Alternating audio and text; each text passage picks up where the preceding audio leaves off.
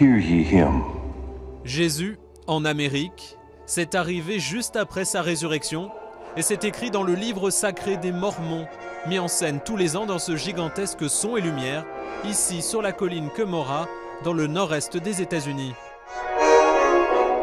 En 600 avant Jésus-Christ, Dieu guide une poignée d'habitants de Jérusalem à travers les océans vers la terre promise, l'Amérique.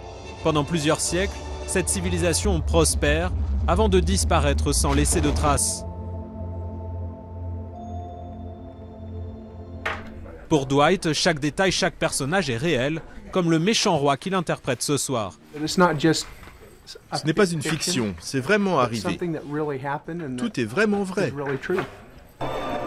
Parce qu'ils prennent le livre de Mormon comme une réalité historique, les croyants font parfois l'objet de moqueries, mais le directeur artistique du spectacle assume. Tous ceux qui croient sérieusement à quelque chose sont des cibles faciles pour les satiristes. Ça a toujours été le cas, c'est comme ça. Mais c'est pas grave. Karen Marie est venue spécialement d'Abu Dhabi avec son mari pour jouer dans le spectacle. Je ressens le Saint-Esprit. C'est un sentiment par lequel Dieu me dit que certaines choses sont vraies. Vous ne savez pas à quel point on est bizarre. On est des vrais croyants. On croit dur comme fer. Dans le public, entre 5 et 9 000 fidèles à chacune des 7 représentations gratuites, entièrement financées par l'Église, dont beaucoup de familles. On a emmené nos 2 fils pour qu'ils ressentent encore une fois le Saint-Esprit. On veut que les missionnaires leur parlent.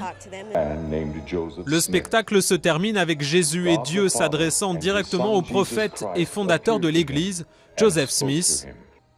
Puis en 1823, un ange lui remet des inscriptions divines sur des plaques en or que Smith transcrira dans le livre de Mormon.